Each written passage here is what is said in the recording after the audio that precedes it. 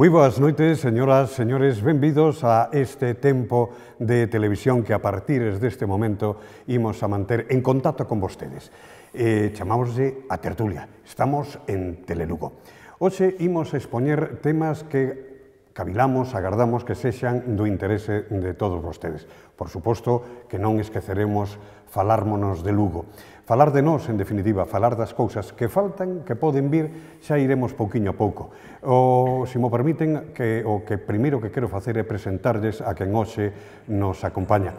A miña esquerda, José Luis Díaz, enfermeiro, no centro da mesa, Xan Pérez Orozco, que é enxeñeiro técnico, e un pouco máis á esquerda está con nós, situado na mesa, refírome, o coñecido abogado lugués Alberto Xullo Rodríguez Feixóo. Os tres, moi boa noite e benvidos. Boa noite. Boa noite. Boa noite.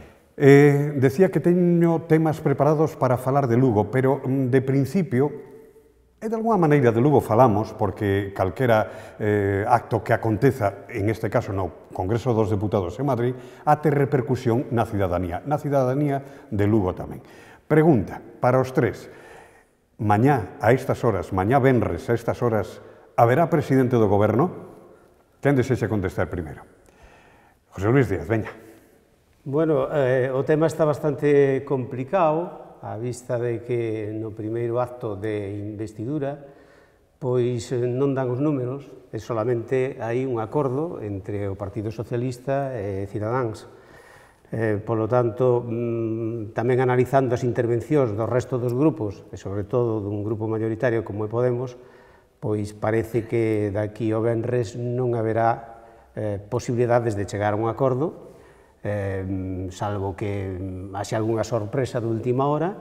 É verdade que moitos mostraron a súa interese porque realmente se puidera dar un certo acordo con aqueles grupos que xa se mantiveron algunhas conversas, sobre todo do arco da esquerda, pero, bueno, eu insisto, as manifestacións, as intervencións que se fixeron no primeiro momento, no primeiro debate de investidura, non dan a entender de que poida ser, non? Esa consecución dese obxectivo que ademais se necesita de que haxe un presidente de goberno. A visión de Xan Pérez Orozco. Bueno, eu creo que plantexar unha investidura sin ter os apoios suficientes, pois pareceme que estamos asistindo a unha especie de farsa, non? Onde creo que xa casi todos sabíamos que o resultado iba a ser este. Eu creo que é máis un reforzo para o líder de Cidadáns, que intenta ser o mediador, aparecer como a figura que é capaz de, sendo do centro-dereito, da dereita, dialogar coa esquerda, e por outra parte, pois, un reforzamento tamén no liderazgo de Pedro Sánchez, pero creo que as contas están claras e que o resultado vai a ser que non. Agora ben, creo que hoxe a señora Carmona pedía un xesto Carmena, perdón, pedía un xesto a Podemos para que facilitaran un goberno de esquerda, se lle deran o apoio a Pedro Sánchez, entonces a sorpresa sempre pode estar aí. A visión de Alberto Xullo Rodríguez Feixóo. O primeiro aclarar isto de Carmena. Carmena xa saiu rectificando, o mellor dito aclarando o que dixo pola mañá, no senso de que efectivamente quere un goberno de progreso e para ela un goberno de progreso significa unha coalición Partido Socialista Obrero Español Podemos, é dicir, non é que pedira o apoio de Podemos para o PSOE incondicionalmente, ou por lo menos eso foi o que aclarou nunha roda de prensa ao mediodía, e creo que ás 5 da tarde de hoxe mismo tamén tiña algo que decir, pasa que eu non escoitei xa esas declaracións, non? Home, a miña impresión é que non vai haber goberno, a miña impresión é que non vai haber goberno nesta etapa, e xa veremos o que pasa a partir do luns, non? Pero efectivamente os números co acordo ao que chegou o PSOE con Ciudadanos non dan. Creo que, dende logo, non vai haber ningunha modificación antes de mañá ás 7 da tarde, cando se vai producir esa segunda votación, e que os votos van ser os mesmos. Por lo tanto, creo que vai quedar rechazada a investidura de Pedro Sánchez nesta ocasión. A partir do luns xa veremos, porque eu creo que aí se van mover outras pezas, vai haber novos contactos, novas reunións.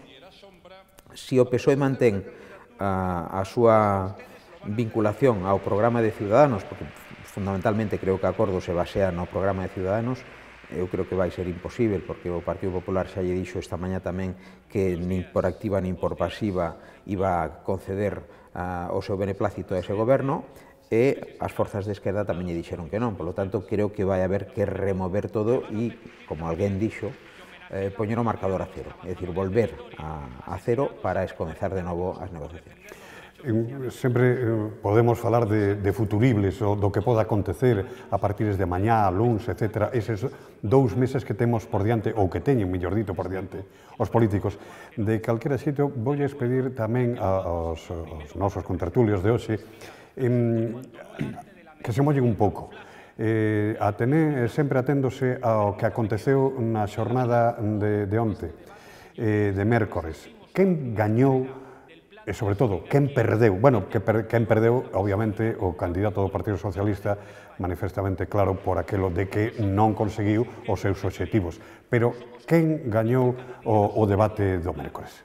Eu creo que Pedro Sánchez incluiu en ese acordo con Cidadáns pois ao redor do 90% do programa do Partido Socialista, pero ademais enriquecido con moitas propostas do resto do arco da esquerda, de Esquerda Unida, de Podemos, que no transcurso do debate o fixo manifesto, o dixo nas intervencións, nas respostas que tive que dar a cada un dos representantes destes partidos políticos, donde claramente decía que estaba incluído aspectos dos programas de todo o arco parlamentario da esquerda.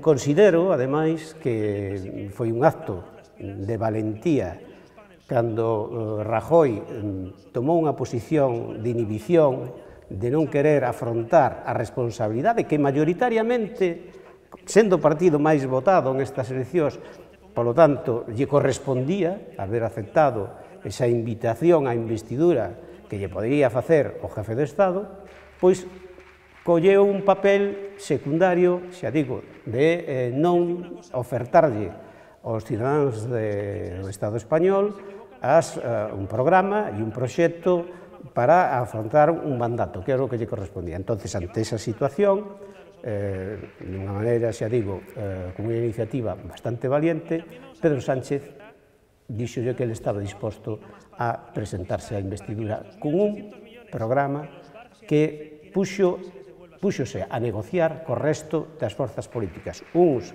aceptaron desde o principio sin ningún tipo de límites, de líneas roxas, como foi Cidadáns, co que se entrou a negociar, e outros xa se negaron vetando pois que Cidadáns estivera en esas conversacións, como foi o tema de Podemos. E prácticamente, con algunhas manifestacións que tuvo o seu líder, comenzando pola línea roxa de que había que facer referendo de autodeterminación en Cataluña, continuando con que quería unha vicepresidencia con non sei cantos ministros e ademais controlar o Poder Judicial, controlar a Policía, controlar a Radio Televisión Española, etc., pois limitaba bastante as posibilidades de acordo, pero insisto que todavía hai posibilidades para que se incorporen a ese acordo suscrito por Cidadáns e polo Partido Socialista. Non temos por que manter o orden o que considere Alberto e Xan o voso turno, como queirades.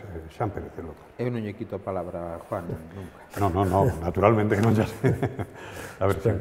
Espero que non, xa veremos ao longo do debate como acaba a cousa. Bueno, eu creo que o debate non ganou ninguén, non?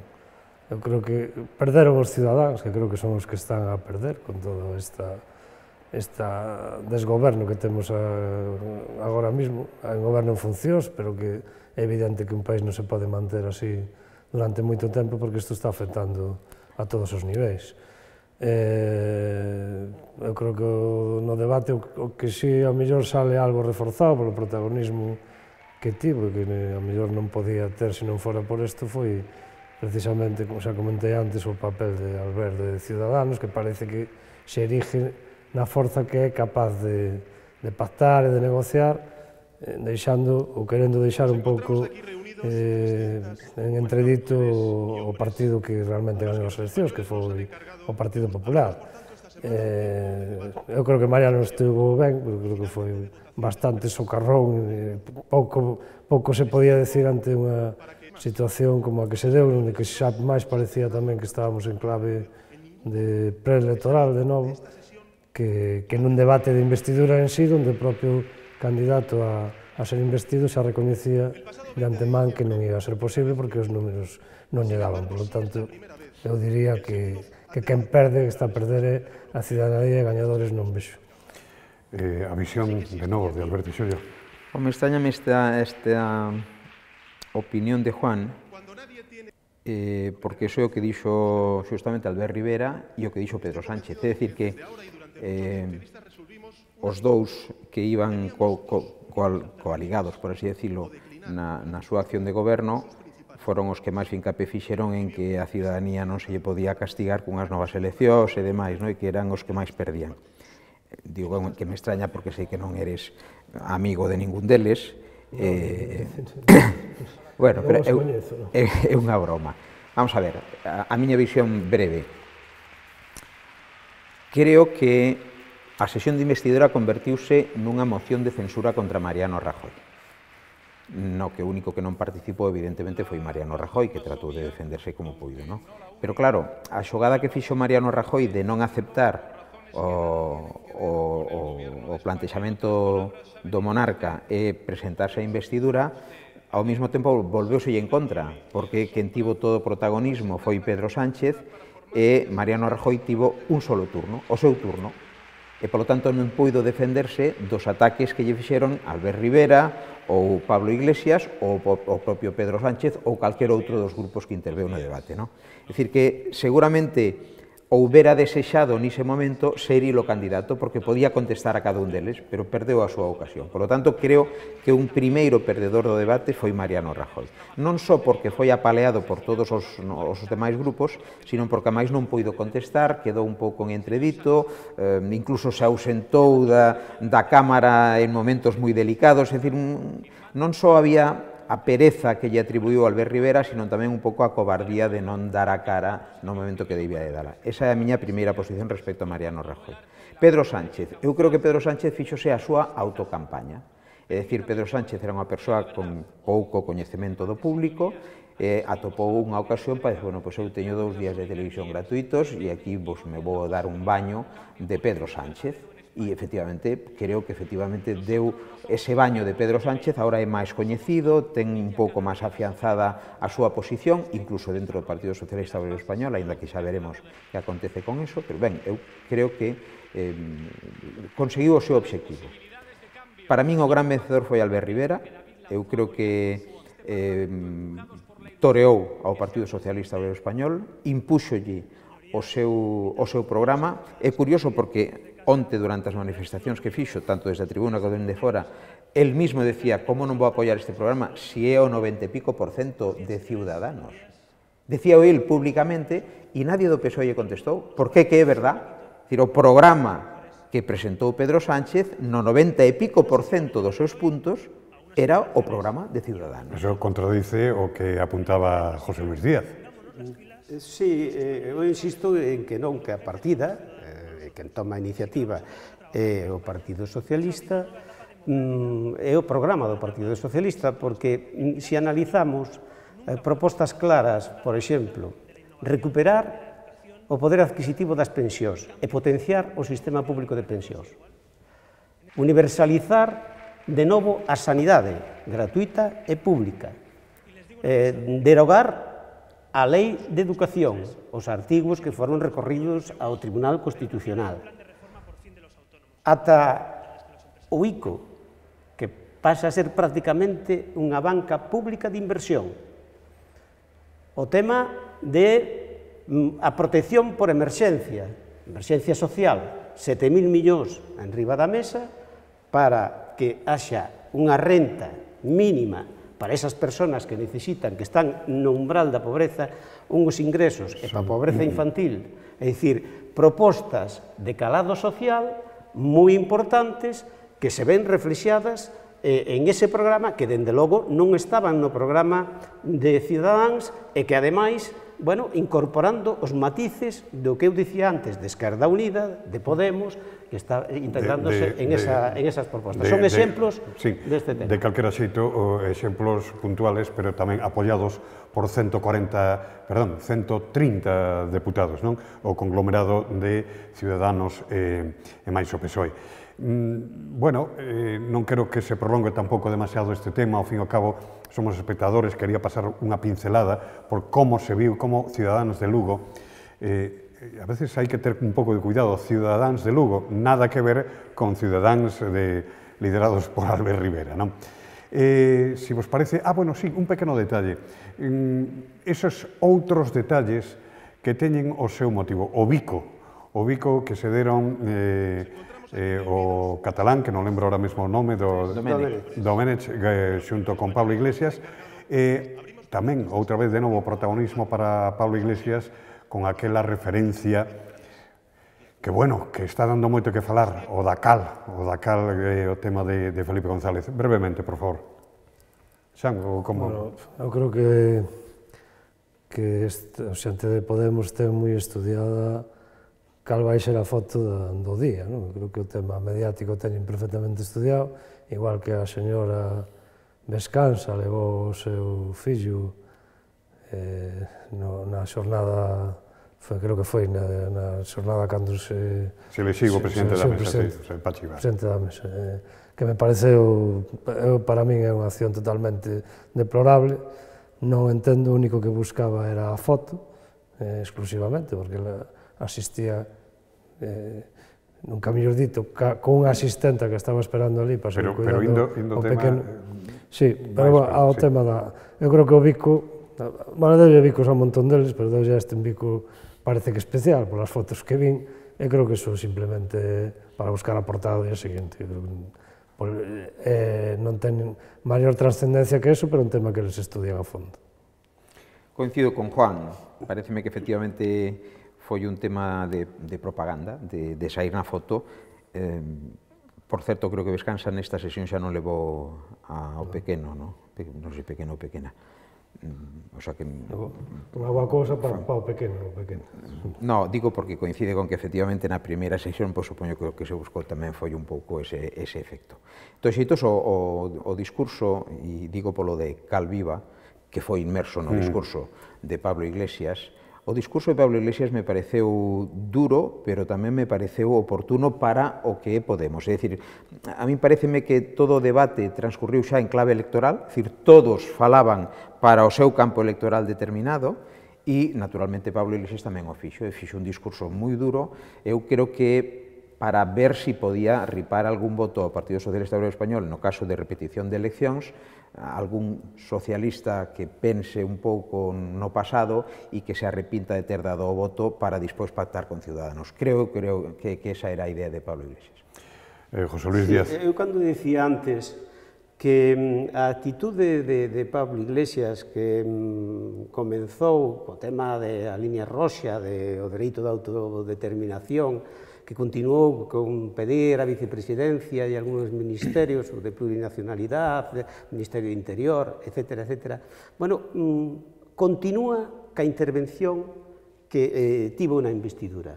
É dicir, fai todo o posible para xustificar que non pode haber un acordo. É dicir, polo tanto, o tema da Calviva en relación co caso Lasa Zabala, que xa o caso pasado, sabía que iba a ofender profundamente pois o grupo parlamentario socialista que estaba en aquel momento. E o fixo porque o tiña así concebido. É dicir, eso estaba planificado de antemán. Efectivamente, por un lado, para intentar que non haxe acordo, porque ele está buscando realmente outras eleccións, e, por outro lado, buscar a foto do día seguinte, esa máis, é dicir, o texto, a foto, máis o beso a Domenech. É dicir, perfectamente estudiado para ver como ocupaba páxinas. E isto que me di a mí, me di que estamos ante unha persoa con un físico de adulto, pero con un psiquismo que eu levo á adolescencia. É dicir, hai un cambio, claro, permanente de actitude no seu comportamento, que xenera moita incertidumbre, e iso nun Parlamento, cando se está facendo política de altura, non se pode admitir. É dicir, non deixou de estar nas rúas no 25M, agora pasa ao Parlamento e non se acaba de adaptar a ese novo escenario. Contundente, José Luis Díaz, ca expresión que acabamos de escoitar, expresión prácticamente de titular. Bueno, se vos parece, imos a abandonar ese tema porque vai quedar aínda moito tempo, moitas cousas por ver, moito que falar tamén no que se refire á política nacional. De sempre, de nacemento, de cando se pensou en facer este programa, a tertulia, cavilamos en que o protagonismo ia ter Lugo. Lugo e a súa xente, evidentemente, nós, os veciños. E cando digo Lugo, pois abrangue toda a provincia, non? Por eso digo que en algún momento tamén falaremos dos concellos, etc. Non só de Lugo capital. De calquera xeito. Oxe, sí, antes de facer unha pequena pausa como facemos sempre e irnos a publicidade, quero, se comenzaba dicindo, mañá teremos goberno, hoxe tamén inicio este novo tema con outra pregunta moi semellante. Terá Lugo algún día tren de alta velocidade? Non quero silencios non. Veña, a ver si... A ver, Juan. Bueno, gracias. Pues veña, adiante. Eu creo que quere pactar conmigo algo. Algo así, algo andades neso, algo andades. Hai que levarse ben, hai que levarse ben. Pero, pues, permitidme unha cousa, podedes rifar todo o que queirades, aquí non hai ningún problema. Bueno, eu dixo moitas veces xa nas rúas en Lugo que aquí temos o Ave César e pouco máis imos ter. Home, eu realmente deixaría que o tiveramos, non? O problema das comunicacións de Lugo é moito máis profundo que ese, que ter o AVE ou non. Non sei se ter o AVE é o máis importante, que está claro que estamos absolutamente incomunicados por tren e somos unha das provincias, pois, eu creo que peor tratadas nese aspecto. Creo que xa cando se concebiu o AVE xa Lugo non entraba moito nos plans, porque xa se falaba de unha lanzadeira. Vexo realmente complicado. Vexo complicado por a gran problemática que ten a nosa provincia, porque a maioría das inversións van para o eixe atlántico, van para o eixe Coruña, Santiago, Vigo, non só no tren, nas infraestructuras en xeral, en moitos outros aspectos. O problema poboacional que temos na nosa provincia é realmente tremendo, igual que ocorre en Ourense. É un tema que foi moi utilizado políticamente, e vexo complicado que Lugo poda ter acceso ao tren. Hoxe mesmo leíamos a noticia que o único que está utilizando comercialmente as vías, a ferrocarril en Lugo era unha empresa madreira que transportaba material a Portugal ou ao revés. Bueno, é Sogama tamén, que comezou a... que comenzaba a Sogama. Realmente un bagaxe penoso porque Lugo hai que ter en conta que temos sectores estratégicos en nosa provincia que son moi importantes, o madreiro, por suposto, pero tamén o sector lácteo, o cárnico, e teríamos que ter outro tipo de dotacións. Alberto? Sí, a verdade é que a pregunta é, bueno, vai ter Lugo tren de alta velocidade? Vai depender da cidadanía de Lugo. Se os cidadáns de Lugo se poñen ao frente da reivindicación, eu estou convencido que se poderá conseguir. Se os cidadáns de Lugo pasan, entre aspas, ou non lle prestan a atención debida, evidentemente nos quedaremos sin tren de alta velocidade. Decía Juan, eu creo que con bon criterio, que Lugo é non só a cidade, a provincia no seu conxunto, é a peor comunicada de todas as provincias de Galicia, e incluso facendo unha comparanza con outros lares, seguramente tamén de outras comunidades, non? Dadevos conta que non só non temos tren de alta velocidade cando as outras tres provincias si o van ter, sino que tampouco temos tren comunicado con Santiago, que as outras capitais de provincia sí que o teñen, e tampouco temos autovía con Santiago, que as outras capitais de provincia sí que o teñen. É dicir, que Lugo parece unha especie de páramo na que a cidadanía traga con todo, se conforma con todo e non hai ningún tipo de reivindicación. Por eso eu puxen como primeiro argumento que se a cidadanía quere, eu creo que se pode conseguir e se debe de conseguir. Non temos por que estar en desigualdade de condicións con outras poboacións cercanas. José Luis Díaz, así unha primeira entrada. Me parece que foi no 2010-2011, hubo unha aposta intelixente por parte do entonces alcalde, Pepe Orozco, e do ministro de Fomento, Pepe Blanco, respecto de contratar, adxudicar, un proxecto de redacción dunha intermodal. Lugo necesita unha intermodal, temos unha estación de autobuses periclitada, unha estación de ferrocarril tamén periclitada, e proxectaron facer unha intermodal nos actuales terreos da estación vella de ferrocarril. Era un proxecto moi interesante, un diseño brillante, eu creo que modernista, un diseño que ademais lle daría un novo símbolo á cidade de Lugo. Un diseño que consistía en sobrevolar o ferrocarril, con dous sendeiros peatonais que se unirían co Parque do Sagrado Corazón, e na parte superior estaría as dependencias administrativas a nova estación do AVE, de ferrocarril. Na parte baixa, xa pegado ao nivel da vía do tren, do ferrocarril, estaría a nova estación de autobuses, unha estación intermodal. Pero ben, chegou o goberno de Rajoy, a ministra Ana Pastor, e suspendeu aquela adxudicación de redacción dese proxecto, que se había presentado máis unha maqueta e era impresionante, funcional e ben elaborada. Ademais, con un compromiso, un protocolo, donde a Administración do Estado, é dicir, o Ministerio de Fomento, financiaba a estación de ferrocarril do AVE e o 50% da urbanización do entorno. A Xunta de Galicia, protocolo firmado por todos, a Xunta de Galicia faría aquelo que competencia dela, que sería a estación de autobuses, e tamén outro 50% do entorno. E o Concello, pois, digamos que melloraría o entorno en jardíns, etcétera, etcétera. Esta era a realidade, e foi suspendida por o goberno actual de Rajoy. E despois, hubo un compromiso que todos nos lembramos do propio presidente da Xunta, do señor Feijóo, de que Lugo tería AVE no 2009. No 2009 dixo que eles se encargarían de facer o AVE a Lugo, e que, polo tanto, é dicir, a alta velocidade que chegara a Lugo, e que, se non o facía o Ministerio de Fomento, eu supoño que como daquela eran os gobernos diferentes, pois que non sei se tirou a piscina sin auga, como habitualmente fai en outros temas, como pode ser o tema do hospital. Vamos a seguir a falar dese tema un poquinho, inda que haberá outros temas que me gustaría introducir na xornada de hoxe. Se mo permiten, imos facer unha moi pequena pausa, de novo retomamos este tema.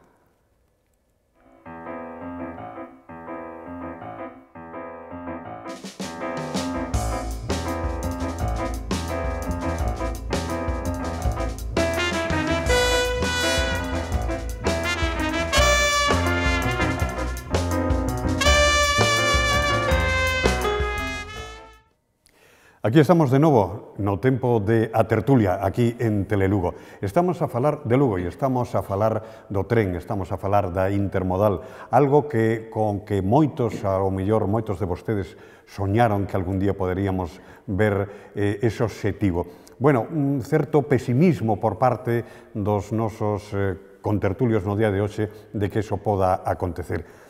Quero-me fixar, para retomar este tema, algo que Alberto Xullo Rodríguez Feixóo na súa intervención facía referencia. Decía que si o pobo de Lugo quere reivindicar o tren, que seguramente algún día Lugo teña o tren de alta velocidade, como outro tipo de circunstancias. Fago referencia a esta parte da súa resposta anteriormente por mor de que non hai moito tempo xurdiu unha plataforma, creo lembrar que se chama Lugo non perdas o tren, que se dedica, bueno, pues a reivindicar ante as autoridades do Estado, o Goberno, este servicio para Lugo. Ahora ben, hai un matiz que moitos queren ver. Esta plataforma, que de recente nacemento, si é verdade que tamén tuvo moita actividade, con outro nome, a hora de reivindicar os servizos do ULA, que tamén no seu día comentaremos. Non hai que lembrar que non están lonxe tempo electoral. E a pregunta que fago, está tan metida no miolo das reivindicacións a política que isto tamén se pode levar á reivindicación de que o tren AVE faga parada en Lugo? José Luis Díaz. Esta é unha bella reivindicación, xa ven de tempo. Cando se notan avances, pois a xente se retira un pouco. Cando realmente nota que hai un perigo de que se pode perder a intermodal, de que pode ser que nos quedemos sin alta velocidade, aqueles que son líderes sociais, que forman parte da plataforma de asociacións de veciños, son os que teñen que dar o primeiro paso para que a xente, a continuación, vaya concienciándose de que, efectivamente, como dicía Alberte, a mobilización a veces é necesaria e a concienciación sobre aqueles aspectos que son dotacións importantes para a cidade de Lugo e para a provincia de Lugo requieren de unha actitude positiva, de mobilización, de reivindicación, que faga que aqueles que teñen que tomar decisións cumpran cos seus compromisos, cas súas promesas, cos obxectivos que realmente plantexaron incluso nos seus programas. Pero é que Lugo e Galicia non solamente ten un problema respecto do ferrocarril a nivel do seu enlace co resto de España, ca meseta, sino internamente tamén. E, ademais, habería que facer un plan sectorial de ferrocarril para Galicia. É unha Galicia que, dende logo, Lugo non ten conexión con Santiago, por exemplo, que habería que facer, non ten conexión ca Mariña, que tería que facerse, en novas proyeccións, e, ademais, temos que ter en conta unha consideración respecto tamén de como debería de ser esa vía de comunicación. Eu creo que debe de ser adaptada para o transporte mixto, é dicir, viaxeiros e mercadorías.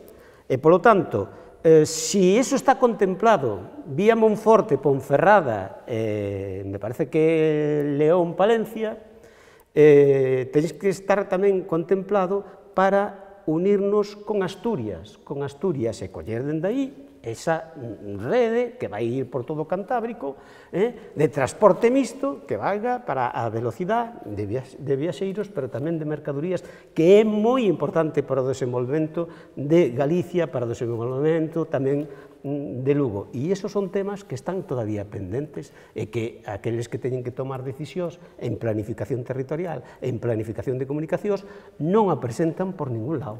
Quero introducir o tema, non retiro a pregunta, ni moito menos, ao contrario, quero que fagades fincapé nela, bueno, na vosa resposta. Quero lembrar só un par de detalles que me parecen importantes de suliñar. Falábamos antes de Albert Rivera, el líder de Ciudadanos. Bueno, este grupo político,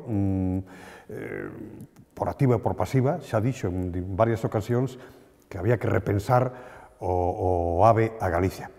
E fago referencia á miña exposición a propósito desto mismo, desta plataforma reivindicativa que naceu en Lugo. Tamén pregunta, tamén pide que o tren que faga parada en todas as estacións donde ten que facelas, o sea, que Guitiriz, que Rábade, que sei eu. Pregunto meu, moito AVE non vai ser logo. Xan Pérez. Bueno, eu creo que é incompatible pensar que un AVE con que vai a facer paradas cada 20 km. É dicir, eso non sería posible, pero creo que máis ben se están referindo a outra demanda que hai, que é das comunicacións que temos interprovinciais e co resto con Santiago, como xa se dixo aquí, ou con Coruña, por exemplo, porque sigue sendo demasiado lenta. É lóxico tamén que se intentara facer unha rede mínima para as cabeceiras comarcais, por exemplo, se falou tamén da comunicación ca Mariña.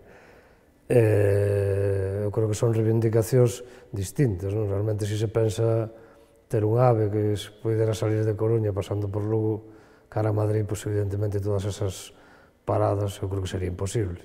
Pero, bueno, visto, por exemplo, que están dicindo os propios representantes de Ciudadanos, incluso desde Cataluña estamos escoitando voces como se Galicia fora a gran beneficiada das infraestructuras do Estado, cuestión que me parece absolutamente inaudita, precisamente polo que estamos a expor aquí, non? Que somos unha das provincias peor comunicadas e que se nos diga ahora, cando eles levan disfrutando, non só eles, non só en Cataluña, sino en moitas outras partes do Estado español, das bonanzas que ten ter unha comunicación como é o AVE, que se nos diga ahora que Galicia non a podemos ter porque non cumplimos non sei que parámetros, non é a mesma historia que se di cando nós aquí non xeramos o suficiente porque non temos industria. Non temos industria porque a industria no seu día se levou a outro lado. Pero en todo caso, nós o que temos é que potenciar os sectores productivos que aínda temos, que creo que son fundamentais. Estou máis referindo ao sector productivo agrario, pesqueiro, o turismo, o forestal, e que tamén necesitan desas dotacións de comunicacións. É igual que o necesitan a xente que vive aquí, porque o feito de que vayamos perdendo poboación tamén incide que en parte porque non temos as infraestructuras necesarias para que a xente se quede. A visión de Alberto Xullo Rodríguez Feixóo. Vamos a ver, o tema do AVE, efectivamente, eu creo que tivemos sorte, os lugueses e as luguesas, espero que mañá se repita en que non saia adiante ese acordo entre o PSOE e Ciudadanos, porque senón xa este debate sería inútil. Ciudadanos dixo claramente que aquí non tiñamos direito a tren de alta velocidade, os galegos dixo e as galegas en xeral, e polo tanto os lugueses e as luguesas igual, non? Polo tanto, tivemos sorte de que non saíra adiante ese pacto, porque ese pacto contempla claramente, por imposición de Ciudadanos, que non poda vir o tren de alta velocidade. Bueno, no texto non consta, un link. No, no texto evidentemente non baixa ese detalle, pero a intención é moi clara. E habría conflito aí, se non se dera. Mira, no tema da intermodal, o tema da intermodal non só era un bon proxecto, que por certo non sei, en todo caso despois xa non lo aclaras, ou a ver se tes algunha idea, non sei se o Concello mantén ainda a idea de facer a intermodal e se está facendo algunha xestión con Santiago ou con Madrid para que isto se formalice. Digo que non só era un bon proxecto, sino que é necesario.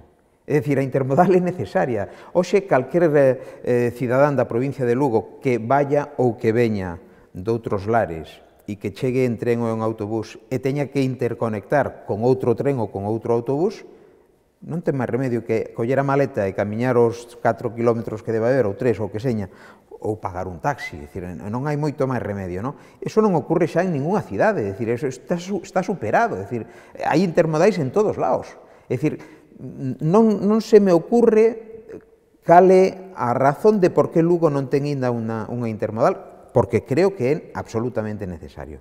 E, por último, un apontamento para que vexades como se ve isto desde outros lugares. Antes falou Juan de que en Cataluña se pensa que aquí non temos direito, Ciudadanos xa reiteramos que efectivamente pensa o mesmo. Ainda non hai moito tempo, 2 ou 3 campañas, viñera un candidato, non vou dicir de que forza política, para non molestar a ninguén, pero era evidentemente das que se xogaban ao pernil, quero dicir, das 2 grandes, porque eran eleccións ao Congreso dos Deputados. E lembrome que nunha cadea de radio se entrevistou a respecto disto. Bueno, usted que opina do tren e tal, e por que non hai máis cadencia do tren que vai por Ribadeo, pasa por Lugo e pasa por Chantada e vai hasta Ourense? E por que o tren non para en Chantada ou en Escairón e tal? E este persoeiro, que evidentemente non era de Lugo, era o que se chamaba un paracaidista daquelas, pois entrou o trapo e dixo, bueno, pois sí, xa me interesarei a ver por que non para en Escairón e por que non para en Chantada ese tren e tal. É dicir, estamos así, Estamos así, é dicir, desde España se ve este problema así. Pois non sei por que non para el tren en Chantada, claro, será porque non hai vía férrea, evidentemente. Pero houve proxectos, algún día, ao comezos do século XX, un proxecto que houbera facer unha línea férrea Ribadeo-Marín, donde Guntín, Castroverde, Pol, Meira, Ribadeo, lóxicamente, Monterroso mesmo, Vilalba tamén reivindicaba a presencia do tren, non? Fago referencia moi brevemente porque antes, na miña pregunta, iba a parte política, de preto ou non de eleccións. Digo porque tamén o presidente da Xunta de Galicia, o señor Feijóo, veu a decir non hai moito a propósito desta reivindicación e di que é xusto que Lugo reivindica e exixa o tren de alta velocidade. Estamos en campaña? Isto é unha campaña permanente, Paco. Seguramente, seguramente. E aparte que este é un ano electoral para o Parlamento de Galiza e para a Xunta de Galiza, polo tanto, bueno, pues non me extraña que faga ese tipo de manifestacións o presidente Núñez Feijóo. Bueno, é unha máis, por que non? É dicir, por prometer que non quede ou por avalar proxectos, é dicir, non sei se despois falaremos do de Rozas. Sí, sí, efectivamente. Porque eu creo que vai no mesmo camiño. A ver, aí van 100 millóns. Hombre, o problema de Feijóo é que no 2009 o dixo así, literalmente. Lugo terá alta velocidade. No 2009, claro, ahora dicir que temos dereito a reivindicar alta velocidade, cando el se comprometeu directamente, e iso ven a dicir de novo no 2016, e non deu un paso. Todo o contrario, permitiu que a ministra Ana Pastor suspendera a posibilidade de levar adiante o proxecto de intermodal. Que era, por que digo eu que era estratégicamente importante esa decisión? Porque se temos o contenedor, é moi difícil xa que alguén poña en cuestión que hai que chegar en alta velocidade a Lugo. E o contenedor era intermodal, e, sin embargo, suspenderon. Claro, non son cribles, porque xente que di que temos dereito a reivindicar, a reclamar eso, e non se lembra de a súa promesa no 2009 de que el asegura que Lugo tería a alta velocidade, eso no 2009, xa digo, daquela tamén había outro interese polo medio para ver como apuntarnos un tanto cando eso dependía da Administración do Estado directamente.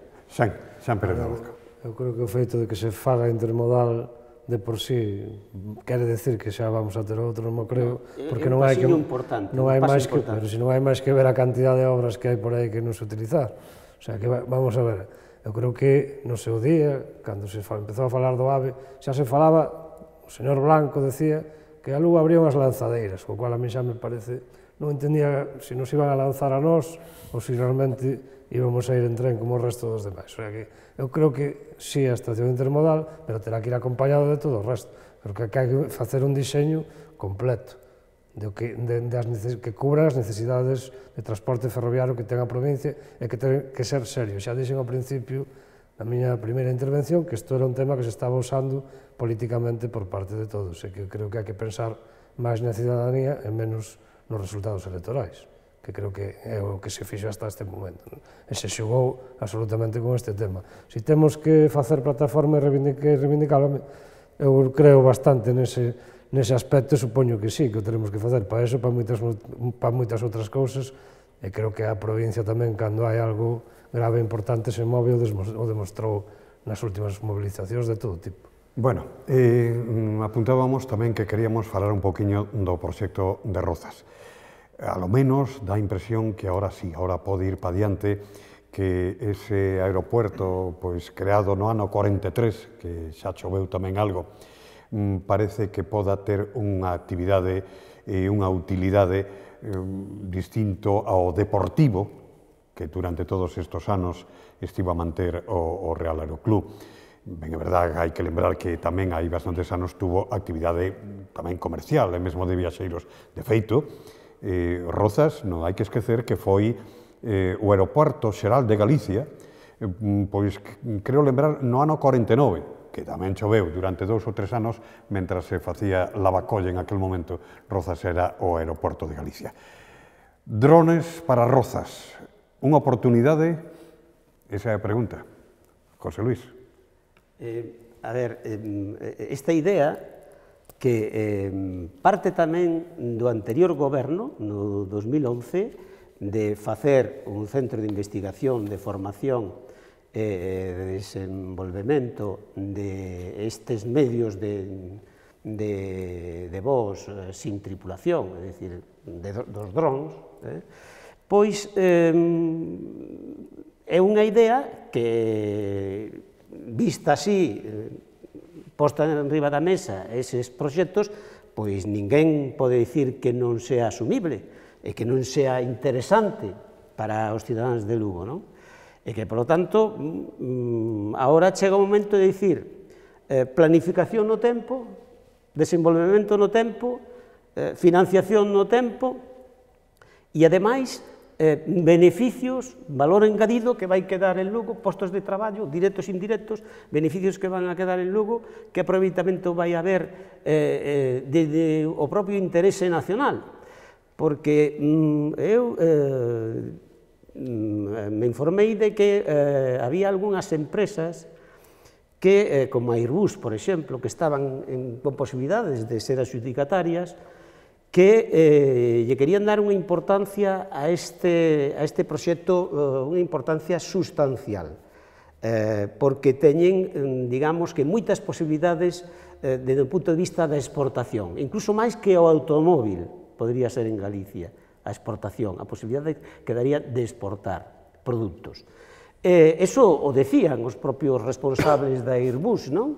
Que debería ser este un centro similar ao que había en Sevilla e en Toledo, os únicos. Sin embargo, non lle adxudicaron a Airbus, como das empresas que podían ser adxudicadas, no concurso que fixo a Xunta de Galicia non lle adxudicou.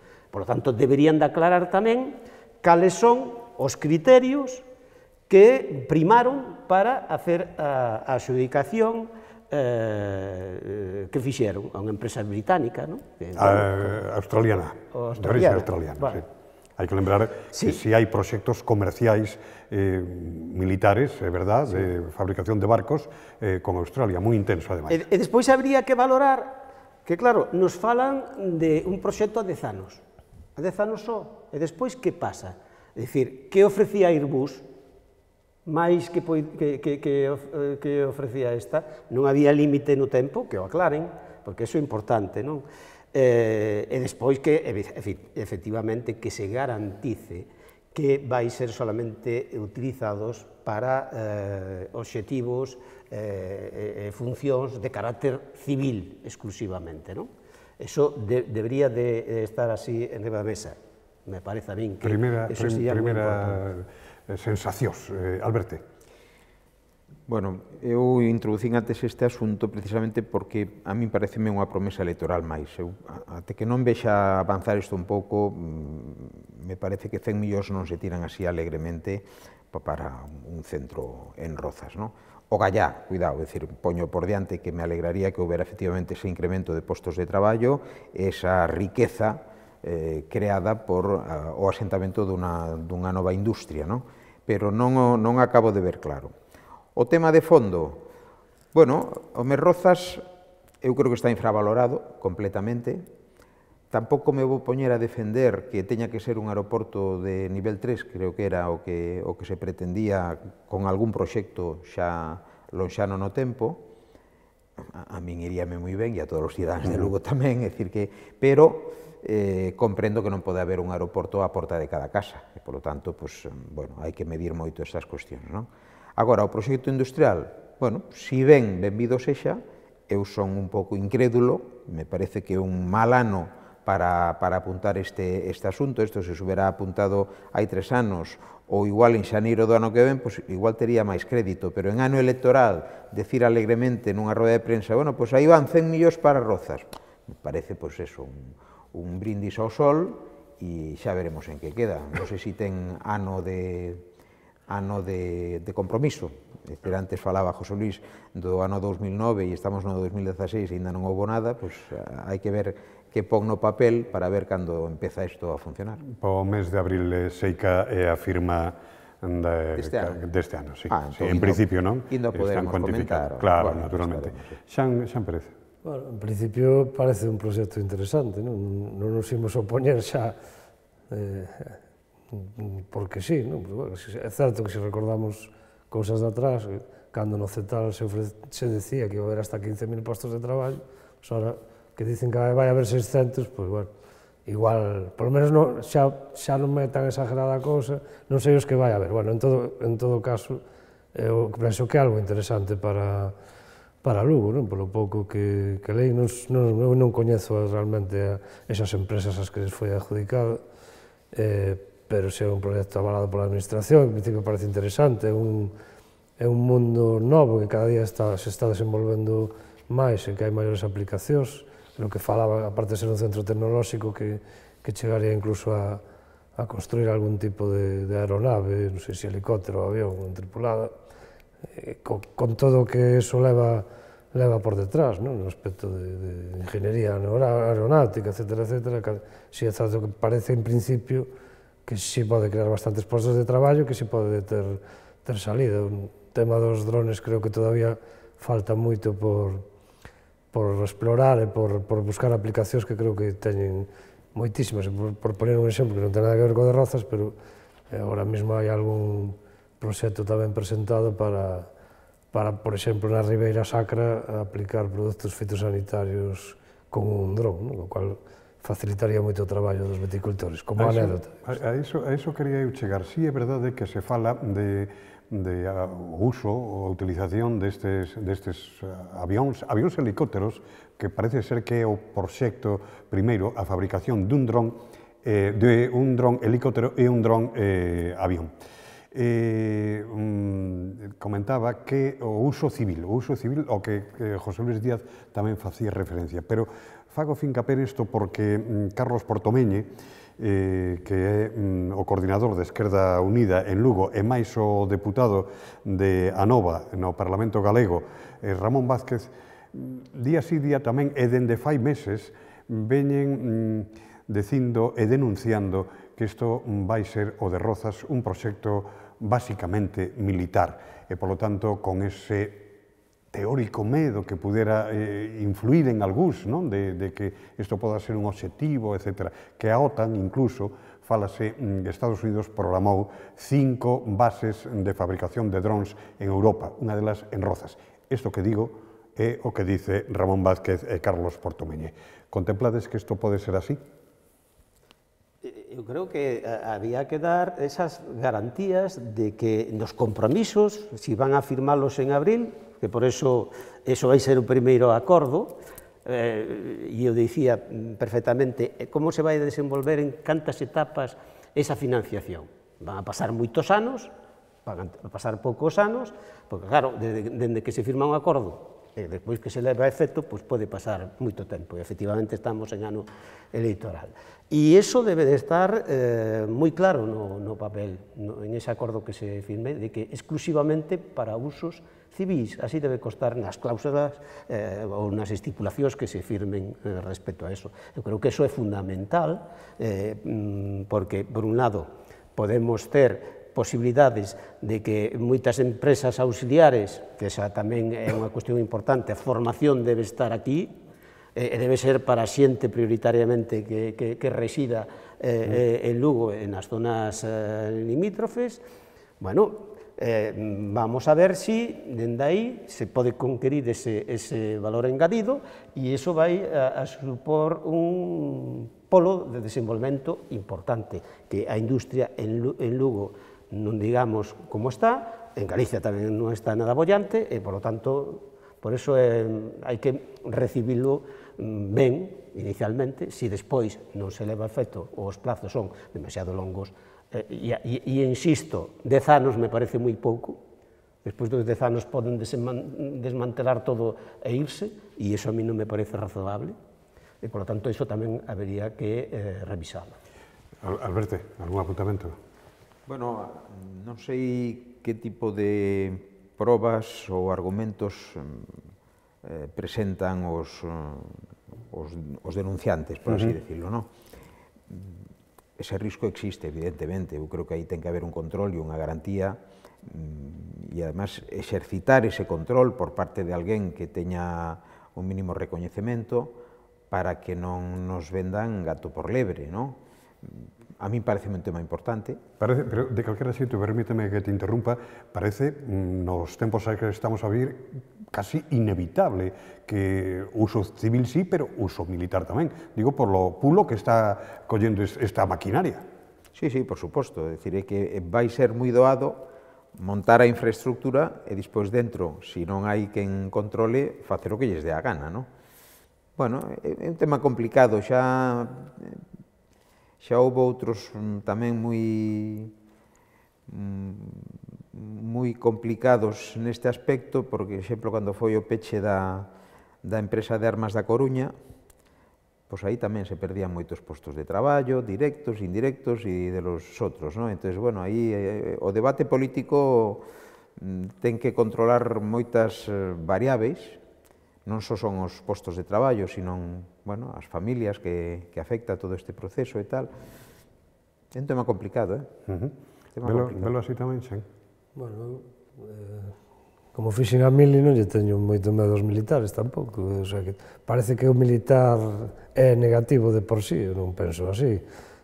Parece ser que isto para o uso civil, veía por aí nunhas das imaxes que poñías as siglas de INTA, que creo que está no proxecto, creo que iso xa é un organismo militar, non sei se depende da administración. Instituto Nacional de Técnica Aeroespacial. Sí, pero creo que iso depende do exército, ou está o exército metido nele, por lo tanto, supoño que algo terá que ver neste proxecto, pero iso non quere decir que se vayan a usar os drons con fines militares ou non. En todo caso, o que sí, supoño que desde a cidadanía se exixirá é transparencia, que se clarifique isto canto antes, e non por ser militar é unha cousa, eu non o vexo como unha cousa negativa para nada. Supoño que este tema dará moito de sí, volveremos a tratalo naturalmente, temos que rematar o tempo, bótasenos en riba, pero eu quixera que empledes, por favor, o menos tempo posible, por aquelo de que o tempo na televisión tamén manda, en esta tertulia tamén. Quería facer que fixerades unha apreciación de algo moi distinto ao que falamos até este momento. O vindeiro domingo o Partido Popular vai a elexir a quen vai dirixir ese partido provincialmente, en toda a provincia. A ser unha muller, ou ben Raquel Arias ou ben Elena Candia. Como vedes? José Luis. A ver, me parece que Barreiro levaba ao frente do Partido Popular na provincia como 16 anos, non? Si mal non me lembro, 16 anos, claro. Non hai moito hábito de votación, de confrontación entre diferentes posturas dentro do Partido Popular. E iso está levando un pouco o Partido Popular, dito con todos os respetos que me merece, a confrontacións internas que se notan, que trascenden a prensa de certas divisións, non? Eu creo que o acordo, fixadevos por onde, o acordo entre o Partido Socialista e Cidadáns vai a favorecer moito que a democracia interna nos partidos, porque está no contido do acordo tamén, se leva a efecto. É dicir, que haxa voto individual, é secreto, que realmente haxa posibilidade de limitar mandatos, é dicir, hai aspectos, transparencia, unha nova lei de partidos políticos, onde, xa digo, a participación e a democracia primen e afecten a todos os partidos, porque se aproba por lei, iso vai a ser así. Vai ser beneficioso tamén ao Partido Popular e a todos os partidos que isto se faga. Atreveste a decir quen vai ganar? Non o sei, pero claro, os datos que están en riba da mesa, que son públicos, en función dos compromisarios, dos avais, pois dá a sensación que pode ser Elena, non? Xan Pérez. Bueno, creo que xa é importante que vai a ser unha muller, non? Que é un aspecto totalmente novedoso a que dirixa o Partido Popular aquí en Lugo. O sea, un primeiro aspecto de cambio é que haxa debate, é que haxa discusión, pareceme, dentro dun partido político, creo que debe ser o normal, que haxa dúas corrientes neste caso, pois tamén me parece ben, sempre cando eso pois non leve a mellor a facer certas cuestións que poden estar salindo, pois, de presionar a mellor demasiado a xente por unha vía ou por outra, ou en todo caso, desexo as dúas, o mellor é que gane quen os afiliados, ou neste caso xa os compromisarios que foron elexidos por os afiliados, deciden. Moi ben, que político, verdad, Alberto? Moi político, quedou ben e non gastou un peso. Bueno, pero tampouco se pode exixir máis neste momento, non? Eu creo que ten que guardar as formas. Mira, vamos a ver, eu quería tamén sobrancear o que acaba de decir Juan, é dicir, me parece moi importante que seña a primeira provincia na que unha muller se fai cargo do Partido Popular, en Galiza polo menos, non sei noutras provincias, pero en Galiza non houbo ningunha, me parece un salto cualitativo importante. E en canto ao resultado, eu sí que non me podo mollar, non teño moitos contactos dentro dese partido, non estou enterado de como vai a cousa, coñezo as dúas candidatas, a unha máis que a outra, pero bueno, tampouco teño ningunha vinculación, polo tanto, aí sí que non me podo mollar. Claro, entonces teño que usar o de que político tamén para Alberto. E creo que José Luis tamén probablemente. Bueno, pois Alberto Xullo, Rodríguez Feixóo, Xan Pérez Orozco, José Luis Díaz, de verdade que moitas gracias por estar hoxe aquí en esta tertulia de Telelugo. A vostedes tamén gracias. Gracias por seguirnos co interés que o fan e, bueno, pois que esa cita sexa para o vindeiro xoves. Insisto, nada máis, moi boa noite.